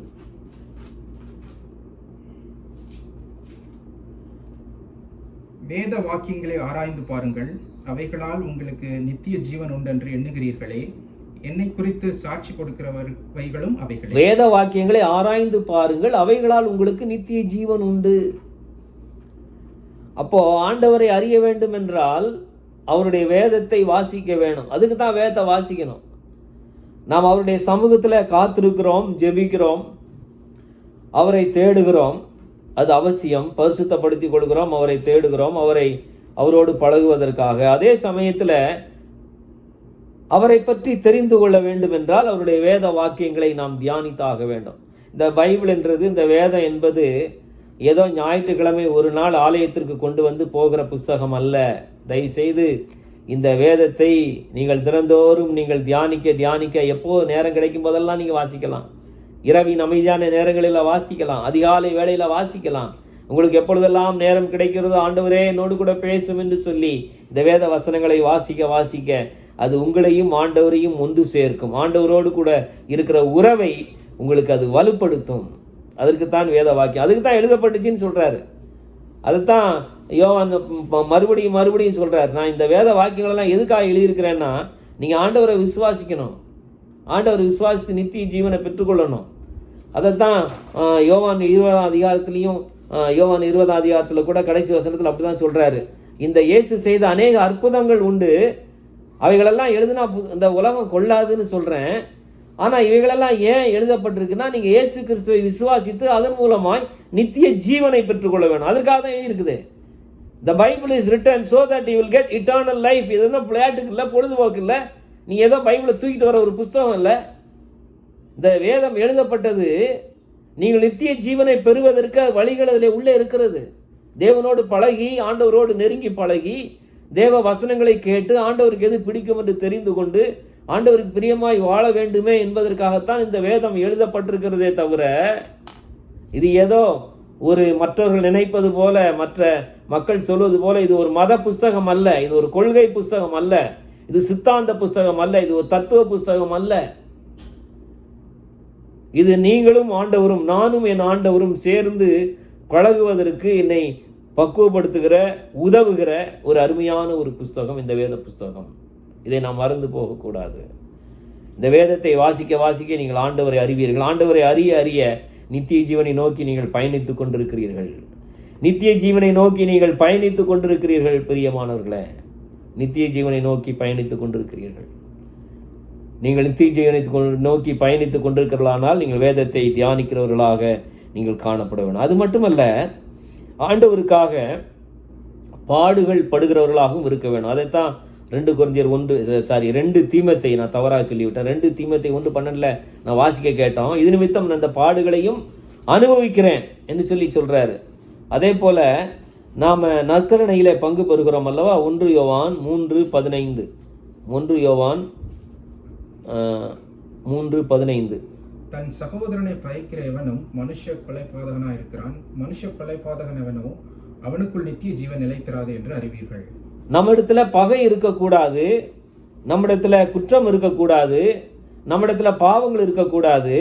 இப்படியெல்லாம் இல்லாத பட்சத்திலே தான் நாம் ஆண்டவருடைய பிள்ளைகளாக என்ன செய்கிறோம். யோவான் 6:54 வாசிப்போம். யோவான் 6:54 என் மாம்சத்தை புசித்து என் இரத்தத்தை பானம் பண்ணுகிறவனுக்கு நித்திய ஜீவன் உண்டு, நான் அவனை கடைசி நாளில் எழுப்புவேன். ஆமா, இப்போ பகை இருக்கிறவர்கள், பாவங்களை வைத்திருக்கிறவர்கள் நற்கருணையிலே பங்கு பெற முடியாது. ஞாபகம் வைத்துக் கொள்ளுங்கள். நீங்கள் தேவனுடைய பந்தியில பங்கு பெறுபவர்கள் ஞாபகம் வைத்துக் கொள்ள வேண்டியது, ஆண்டவருடைய சமூகத்துக்கு வருவதற்கு முன்பாக பகைகளை விட்டுவிட வேண்டும். பாவங்களை ஆண்டவருடைய சமூகத்தில் மன்னிப்பு கேட்டு அதை விட்டுவிட வேண்டும். தீய பழக்க வழக்கங்கள், வெறும் பகை மட்டுமல்ல, அநேக காரியங்கள் இருக்கிறது. எல்லாவற்றையும் ஆண்டவர் பிரியமில்லாத எல்லா காரியங்களையும் விட்டு விலக வேண்டும். துரோகம், பகை, வெறுப்பு, பொறாமை, பெருமை, தீய பழக்க வழக்கங்கள் என்று ஏராளமான பாவ பழக்கங்களை நீங்கள் வைத்துக்கொண்டு, தேவனுக்கு பிடிக்காத விரோதமான போதை பழக்க வழக்கங்களையும் வைத்துக்கொண்டு இந்த தேவனுடைய மாம்சத்தை புசிப்பதும் ஆண்டவருடைய இரத்தத்தில் பானம் பண்ணுவதும் பாவமாகும். அதை செய்யக்கூடாது. அது யார் அதை செய்ய வேண்டும் என்றால், நித்திய ஜீவனுக்கு நேராக பயணித்துக் கொண்டிருக்கிறவர்கள், தேவனோடு பயணித்துக் கொண்டிருக்கிறவர்கள், வேத வாக்கியங்களை வாசித்து ஆண்டவரோடு நெருங்கி பழகி கொண்டிருக்கிறவர்கள், தங்கள் பாவங்களை அறிக்கையிட்டு மன்னிப்பு கேட்டு நாளுக்கு நாள் தங்களை பரிசுத்தப்படுத்தி கொண்டிருக்கிறவர்கள் தான் இதில் பங்கு பெற வேண்டும். அது மட்டுமல்ல, தேவனுடைய பந்தியில பங்கு பெறுபவர்கள், ஆண்டவரே நான் உம்முடைய பாடுகளிலும் நான் பங்கு பெற ஆயத்தமாயிருக்கிறேன், ஆண்டவரே உம்முடைய பாடுகளில நான் பங்கு பெற ஆயத்தமாயிருக்கிறேன். அதைத்தான் பிலிப்பியர் 3:10 பவுல் சொல்கிறார். நான் அவருடைய வல்லமையை அறிந்து கொள்ள வேண்டும், அவருடைய பாடுகளில் நான் ஐக்கியம் பெற வேண்டும், அவருடைய உயிர்த்தெழுந்தின் வல்லமையில நான் பங்கு பெற வேண்டும்.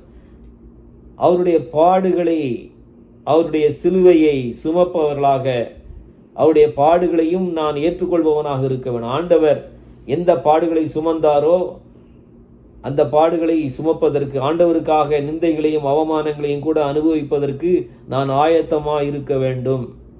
அப்படிப்பட்டவர்கள் தான் நித்திய ஜீவனுக்கு போகிற வழியில தங்கள் பாதையில சரியாக அவர்கள் பயணித்துக் கொண்டிருக்கிறார்கள் பிரியமானவர்களே. அது மட்டுமல்ல, அநேக காரியங்கள் இருந்தாலும் கடைசியாக ஒன்றை நான் சொல்லி முடிக்க ஆசைப்படுகிறேன். முக்கியமான காரியங்களை மட்டுமே நான் சொல்லுகிறேன். யோவான் 6:27 அது சொல்லப்பட்டிருக்கிறது. யோவான் 6:27. அழிந்து போகிற போஜனத்திற்காக அல்ல, நித்திய ஜீவன் வரைக்கும் நிலைத்திருக்கிற போஜனத்திற்காகவே கிரியை நடப்பியுங்கள். அதை மனுஷகுமாரன் உங்களுக்கு கொடுப்பார், அவரை பிதாவாகிய தேவன் முத்திரித்திருக்கிறார் என்றார். நித்திய ஜீவனுக்கேற்ற கிரியைகள், நித்திய ஜீவனுக்கேற்ற கிரியைகளை குறித்து ஆண்டவர் இங்கே சொல்கிறார். அழிந்து போகிற போஜனத்திற்காக அல்ல, நித்திய ஜீவன் வரைக்கும் நிலை நிற்கிற போஜனத்திற்காகவே கிரியை நடப்பியுங்கள். இன்னைக்கு உலகத்தில் வாழ்கிறோம். ஒருவேளை நம்ம சம்பாதிக்கிறோம், சம்பாதிக்கிறது எதுக்குன்னா சாப்பிட்றதுக்கு தான், குடும்பம் நடத்துறதுக்கு தான். அதெல்லாம் இல்லைன்னு நான் சொல்லலை, அதெல்லாம் கண்டிப்பாக அவசியம்தான். வேலை செய்கிறோம், சம்பாதிக்கிறோம், பிள்ளைகளை கவனிக்கிறோம், அதெல்லாம் அவசியம்தான். ஆனால் அதுவே வாழ்க்கை நோக்கம் அல்ல, சாப்பாடு மட்டுமே வாழ்க்கை நோக்கம் அல்ல. இதில் சாப்பாடை ஆண்டவர் பற்றி, இங்கே சாப்பாடை பற்றி சொல்கிறாரு. ஒருவேளை அந்த காலத்தில் சாப்பாடு அவ்வளோ முக்கியமாக இருந்திருக்கலாம். இன்றைக்கி நிறைய விஷயங்கள் இருக்குது. இன்றைக்கி மக்கள் சாப்பாடு மட்டும் இல்லை, பேருக்காக புகழுக்காக வாழ்கிறார்கள்.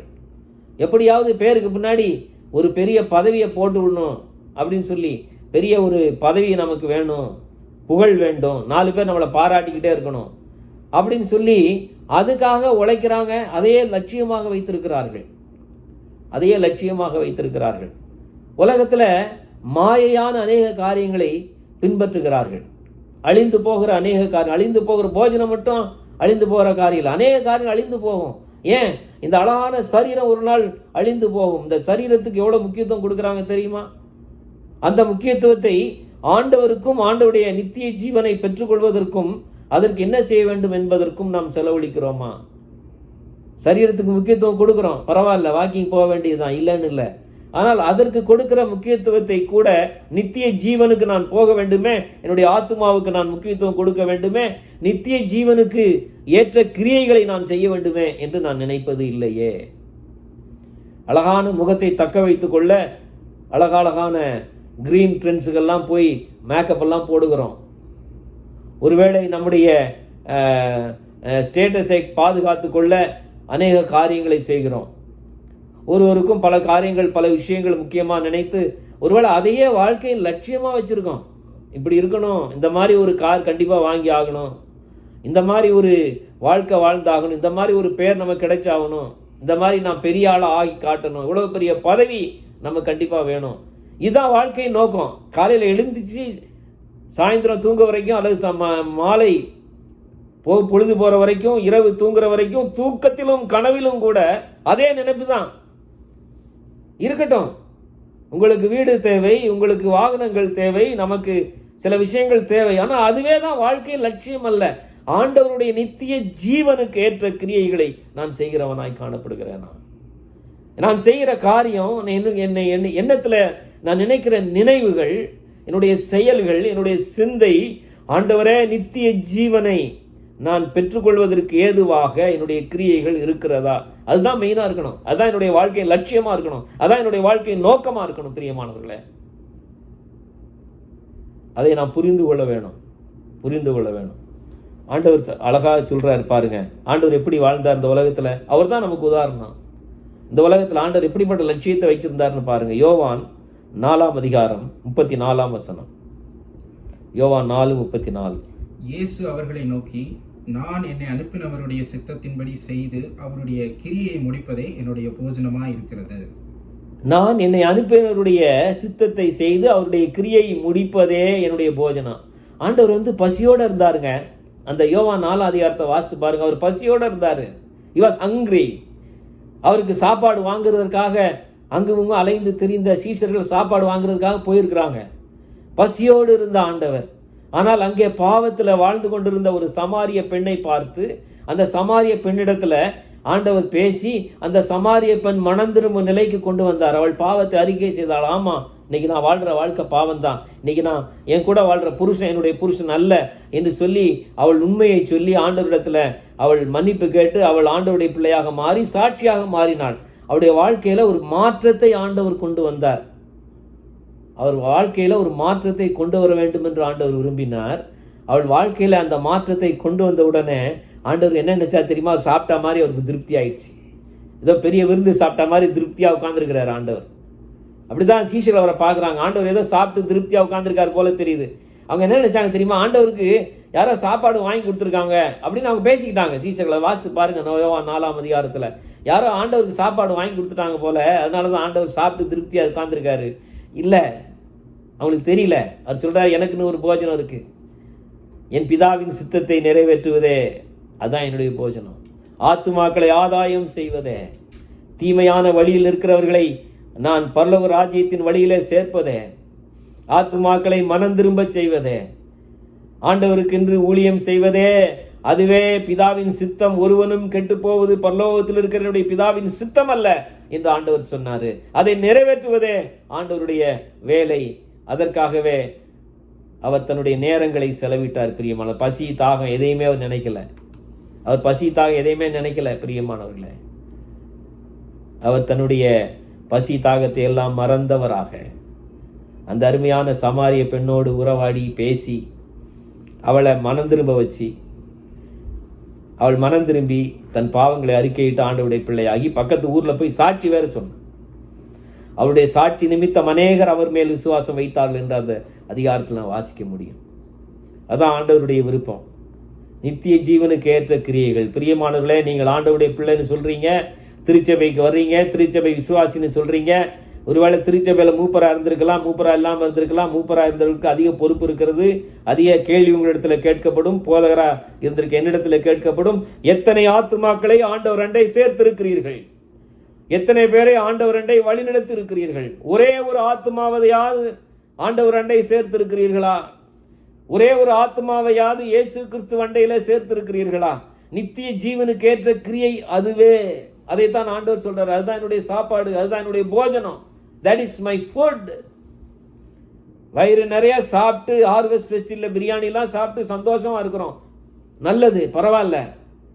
அதை ஆண்டவர்கிட்ட சொல்ல முடியாது. நாங்கள் ஒவ்வொரு ஹார்வெஸ்ட்லையும் நாங்கள் சந்தோஷமாக சாப்பிட்டோம், பிரியாணிலாம் சாப்பிட்டோம், நிறையா சாப்பிட்டோம், எங்களுக்கு நல்லா கிடைச்சிது, அதெல்லாம் அங்கே அக்கறையே இல்லை, அதெல்லாம் அங்கே கேள்வியே இல்லை. எத்தனை பேரை நீ ஆண்டவருக்கு என்று ஆதாயம் செய்தாய்? எத்தனை பேருக்கு நீ சாட்சி சொல்லி இருக்கிறாய்? எத்தனை பேரை எனக்குள்ள நீ நடத்தி இருக்கிறாய்? என்னுடைய கல்வாரி அன்பை எத்தனை பேருக்கு நீ சொல்லி இருக்கிறாய் என்று ஆண்டவர் ஒரு நாள் கேட்பார். நித்திய ஜீவனுக்கு ஏற்ற கிரியைகளை நீ நடப்பித்திருக்கிறாயா? நேர்முகமாகவோ மறைமுகமாகவோ ஆண்டவர் அண்டை மக்களை சேர்ப்பதில் உன்னுடைய பங்கு என்ன? உங்களுடைய பங்கு என்ன? என்ன செய்கிறீர்கள்? ஏதோ ஊழியம் என்பது ஏதோ போதகர் செய்கிற வேலை என்று மட்டும் நீங்கள் நினைப்பீர்கள், ஆனால் ஏமாந்து போவீர்கள். நான் உங்களுக்கு உபதேசிக்கிறேன், உங்களை ஊழியம் செய்ய தூண்டி விடுகிறேன், நானும் என்னால் முடிந்த ஊழியத்தை செய்கிறேன், அவ்வளவுதான். ஆனால் ஊழியத்தை செய்ய வேண்டியது உங்கள் ஒருவருடைய பொறுப்பு. சுவிசேஷத்தை பிரசங்கியாதிருந்தால் எனக்கு ஐயோ என்று பவுல் சொல்லுகிறார். பிரியமானவர்களே, நித்திய ஜீவனுக்கு ஏற்ற கிரியை நீங்கள் நடப்பிக்க வேண்டும் என்று ஆண்டவர் உங்களை விரும்புகிறார். மறந்து விடாதீர்கள். நான் உங்களுக்கு சொல்ல வேண்டியதெல்லாம் சொல்லிட்டேன். நித்திய ஜீவனுக்கு ஏற்ற பாதையில் எனக்கு போக வேண்டும் என்று நீங்கள் விரும்பினீர்களானால் அதையெல்லாம் நீங்கள் செய்ய வேண்டும். இவையெல்லாம் செய்ய வேண்டும். பாவங்கள் மன்னிக்கப்பட்டிருக்க வேண்டும். ஒருவேளை இன்றைக்கு பாவங்கள் மன்னிக்கப்படாமலேயே நான் ஆலயத்திற்கு வந்து போய் கொண்டிருக்கிறேன் என்றால், ஆண்டவரே என்னை மன்னியும், ஆண்டவரே என்னுடைய பாவங்களை கழுவி சுத்திகரியும், பரிசுத்தப்படுத்தும் என்று ஆண்டவருடைய சமூகத்தில் நாம் மன்றாடுவோம். ஆண்டவரே, நான் பரிசுத்தம் அடைய வேண்டும். ஒவ்வொரு நாளும் உடைய சமூகத்தில் என்னை நான் பரிசுத்தப்படுத்திக் கொள்கிறேன். என்னை மன்னியும் ஆண்டவரே, என்னை பரிசுத்தப்படுத்துக என்று ஆண்டவருடைய சமூகத்தில் பரிசுத்தப்படுத்திக் கொள்வோம். ஆண்டவரே, நான் உம்மை விசுவாசிக்கிறேன். விசுவாசிக்கிறேன் என்றால் வெறுமனே விசுவாசிப்பதில், ஆண்டவரே என் வாழ்க்கையே உம்மிடத்தில் ஒப்படைக்கிறேன். I am surrendering my whole life to you. பவுலை போல, ஆண்டவரே நான் விசுவாசித்திருக்கிறவர் இன்னார் என்று அறிவேன் என்று சொன்ன பவுலை போல, ஆண்டவரே உம்மோடு கூட நான் பழகுகிறேன், உம்மிடத்தில் என் வாழ்க்கையை ஒப்படைக்கிறேன். விசுவாசம் என்பது சும்மா வார்த்தையில் சொல்றதில்லை, வாழ்க்கை ஆண்டவரிடத்தில் ஒப்படைப்பது. நான் ஒப்படைக்கிறேன், அப்படி ஒப்படைத்திருக்கிறேன் என்று சொல்ல முடியுமா? தேவ வார்த்தைகளை தினந்தோறும் தியானிக்கிறவர்களா? ஆண்டவருடைய வார்த்தையை தியானித்து அவரோடு பேசக்கூடிய நிலையில் இருக்கிறீர்களா? ஆண்டவருக்கும் உங்களுக்கு என்ன தொடர்பு? ஆண்டவருக்கும் நமக்கு என்ன தொடர்பு? எந்த அளவு அவரோடு கூட பேசுகிறோம், பழகுகிறோம்? எந்த அளவுக்கு ஆண்டவரை நமக்கு தெரியும்? யோசிச்சு பாருங்க. அது ரொம்ப முக்கியம். அதுபோல ஆண்டவருடைய பாடுகளில் நமக்கு பங்கு இருக்கிறதா? அல்லது திருவிருந்து ஆராதனையில் அலட்சியமாக வந்து பங்கு பெறுகிறோமா? பாவங்களை வைத்துக்கொண்டு பாடுகளில் பங்கு பெறுவேன் ஆண்டவரே என்று கூட சொல்லாமல், நான் பரிசுத்தமாவேன் என்று கூட சொல்லாமல், ஏனோ தானம் என்று திருவிருந்தில் பங்கு பெறுகிறோமா? ஆண்டவருடைய மாம்சத்தை இரத்தத்தை புசிக்கும் போது, பானம் பண்ணும்போது, அதை நினைவு கூறும்போது நான் அப்படி செய்கிறோமா? ஆண்டவருடைய மாம்சத்தை, ஆண்டவருடைய இரத்தத்தை நாம் நினைவு கூறுகிறோம். It's only a remembrance. அப்படி நினைவு கூறும்போது நாம் ஆண்டவரே என் பாவங்களை மன்னியும் என்று அறிக்கையிட்டு வருகிறோமா? உன் பாடுகளில் பங்குண்டு என்று சொல்லி வருகிறோமா? நித்திய ஜீவனுக்கேற்ற கிரியைகளை நடப்பிக்கிறோமா? ஆண்டவரை போல ஏதோ ஒரு ஆத்மாவையாவது என் வாழ்நாளில் ஆண்டவரை கொண்டு வந்திருக்கிறேன். இல்லை என்றால் ஒருவேளை அதற்கு நான் முயற்சித்து கொண்டிருக்கிறேன், ஜெபித்து கொண்டிருக்கிறேன், சாகு போக சொல்லக்கூடாது. அப்படி உழைக்கிற தேவ ஊழியர்களுக்கோ, மிஷினரிகளுக்கோ, ஆண்டவருடைய பிள்ளைகளுக்கோ, நற்செய்தியாளர்களுக்கோ நான் பக்க பலமாக இருக்கிறேன். ஏதோ ஒரு விதத்தில் நான் அவர்களுக்கு உதவி செய்கிறேன். என் காணிக்கைகள் மூலமாக, உற்சாக வார்த்தைகள் மூலமாக தாங்குகிறேன், ஜெபிக்கிறேன் தினந்தோறும் என்றாவது சொல்ல முடியுமா? யோசித்து பாருங்கள். பிதாவின் சித்தம், பிதாவின் சித்தம். ஆண்டவரை யோசிச்சு பாருங்க.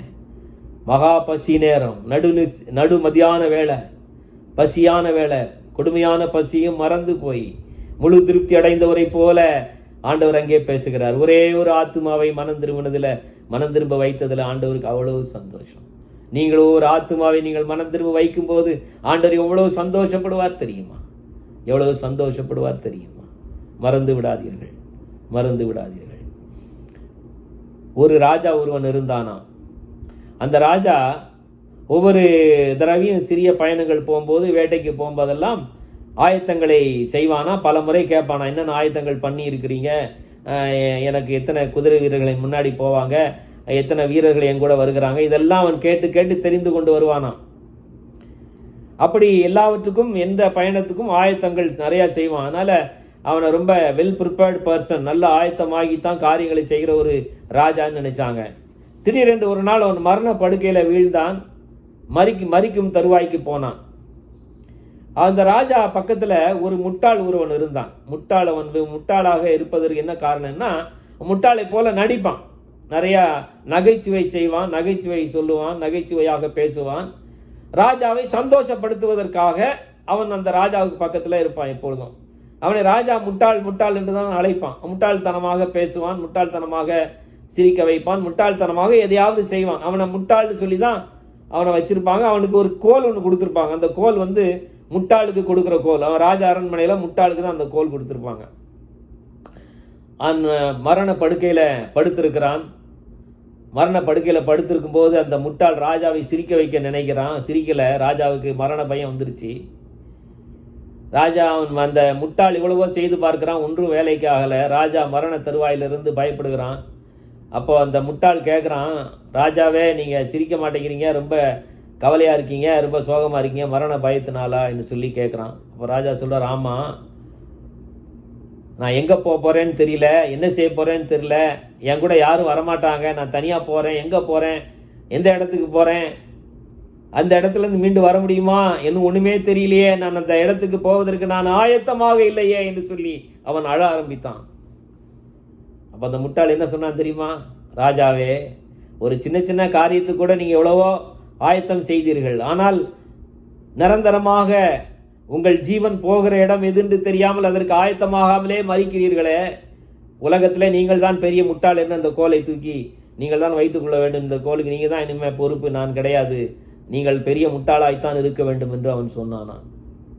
ஏன் இதற்கு ஆயத்தமாகவில்லை என்று சொல்லி, எல்லா சின்ன சின்ன விஷயங்களுக்கெல்லாம் ஆயத்தமாகி சென்றீர்களே, இவ்வளவு பெரிய பயணத்திற்கு நீங்கள் ஆயத்தமாகவில்லையே என்று சொல்லி சொன்னான். ஒருவேளை உலகத்தில் எத்தனையோ விஷயங்களை நீ ஆயத்தம் பண்ணி ப்ரிப்பேர் பண்ணி திட்டமிட்டு பிளான் பண்ணி எல்லாம் செய்கிறீங்க.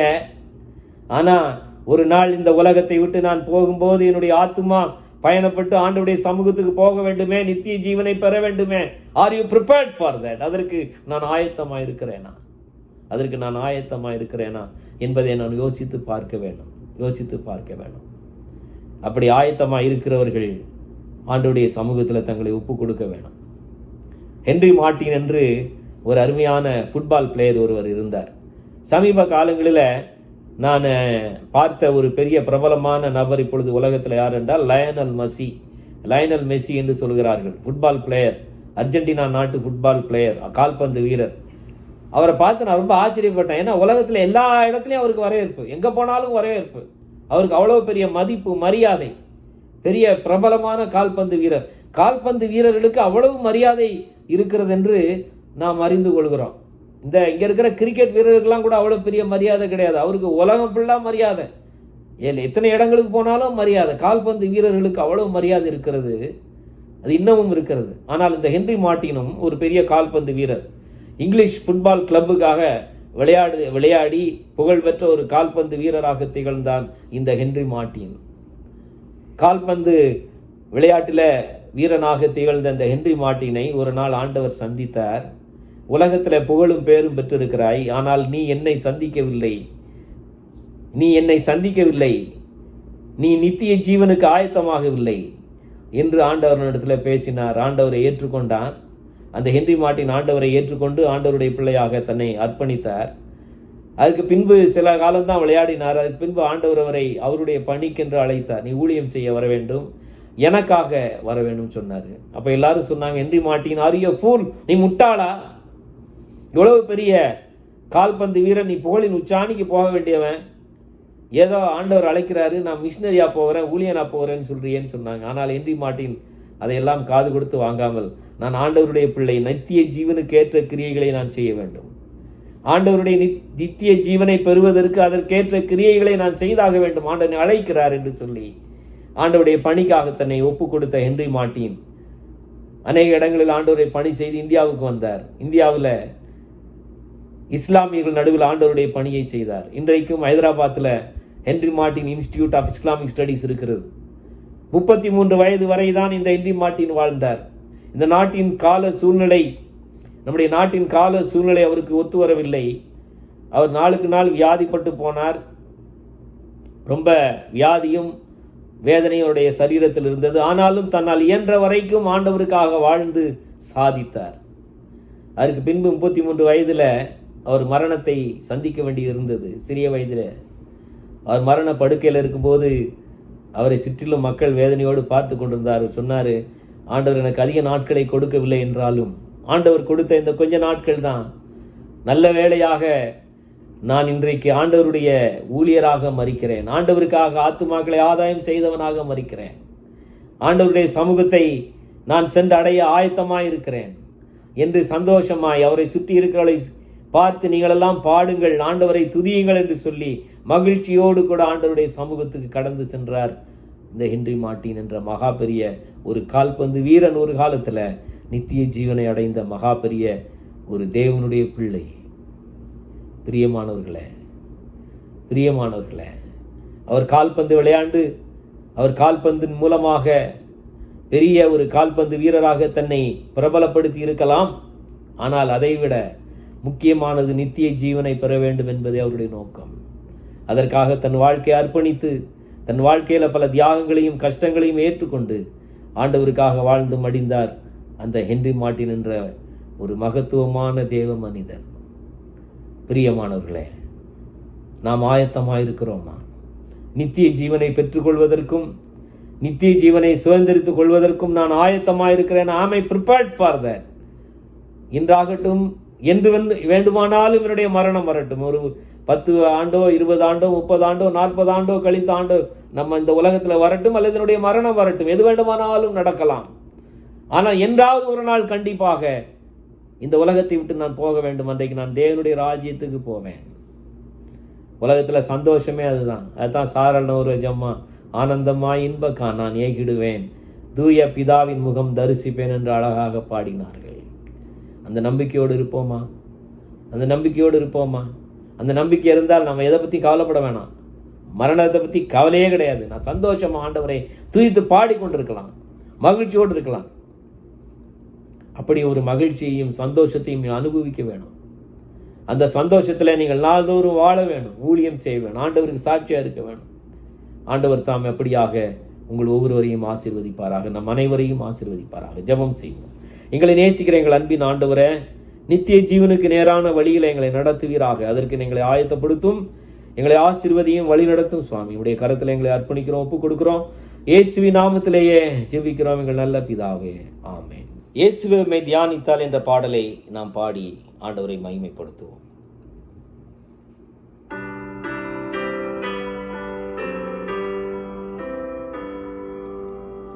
இயேசுவே உம்மை தியானித்தான் உள்ளம் கனியுமே, கண்ணார உம்மை காணுங்கள் பரமானந்தமே. மானிடமீட்பரேசுவின் சீர்நாமம் போலவே இங்கீதநாதம் ஆய்ந்திடின் உண்டோயி பாரிலே. நீர் நோருங்குண்ட நெஞ்சிக்கு நம்பிக்கையாகுவி, நீர் சாந்தமுள்ள மாந்தர்க்கு சந்தோஷம் ஈகுவி. கேட்போர்க்கும் ஓக்கும் நீ ஈவீர் என் நன்மையும், கண்டடைந்தோரின் பாக்கியசி யார் சொல்ல முடியும். இயேசுவின் அன்பை உணர்ந்து மெய் பக்தரறிவார், அவ்வன்பின் ஆழம் ஆழ்ந்து மற்றோர் அறிந்திடார். இயேசுவே எங்கள் முக்தியும் பேரின்பமும் நீரே,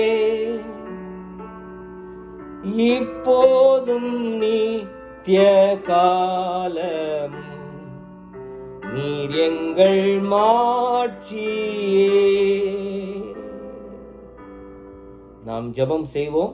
எங்களை நேசிக்கிற எங்கள் அன்பின் ஆண்டவரே, இந்த ஆராதனையில் உடைய பிரசன்னம், உடைய கிருபை எங்களோடு இருந்து அதற்காக ஸ்தோத்திரம். ஆண்டவரே, இந்த ஆராதனையில் நாங்கள் கேள்விப்பட்ட ஆண்டவரே செய்திகளின்படி நாங்கள் வாழ நித்திய ஜீவனுக்கு எங்களை ஆயத்தப்படுத்திக் கொள்ள உதவி செய்யும்.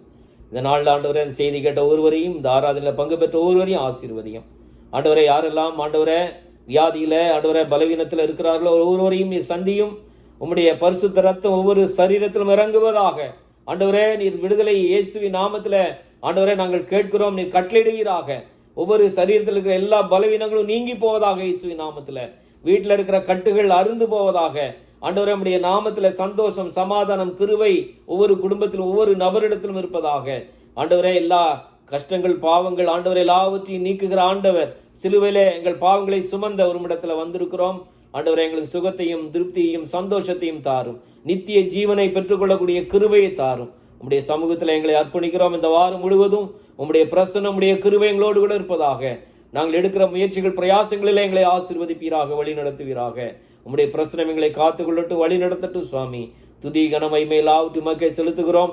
ஆண்டவரே, காணிக்கைகளை படைக்கிற ஒவ்வொருவரையும் ஆண்டவரே உம்முடைய நாமத்தில் நினைக்கிறோம். அவள் கொடுக்கிற காணிக்கைகளுக்கு ஏற்ற பிரகாரமாக எங்களை ஆசீர்வதிப்பீராக. வழி நடப்பீராக, தேவைகளை சந்திப்பீராக. இயேசு கிறிஸ்துவின் நாமத்திலேயே வேண்டுகிறோம் எங்கள் நல்ல பிதாவே, ஆமேன். நம்முடைய கர்த்தராகிய இயேசு கிறிஸ்துவினுடைய கிருபையும் பிதாவாகிய தேவனுடைய அன்பும் தூயாவியானவருடைய ஐக்கியமும் நம் அனைவரோடும் இன்றும் என்றும் சதா காலமும் தங்கி தரித்திருப்பதாக, ஆமேன். என் ஆத்துமாவே கர்த்தரை ஸ்தோத்திரி, என் முழு உள்ளமே அவருடைய பரிசுத்த நாமத்தை ஸ்தோத்திரி. என் ஆத்துமாவே கர்த்தரை ஸ்தோத்திரி, அவர் செய்த சகல உபகாரங்களையும் மறவாதே, ஆமேன்.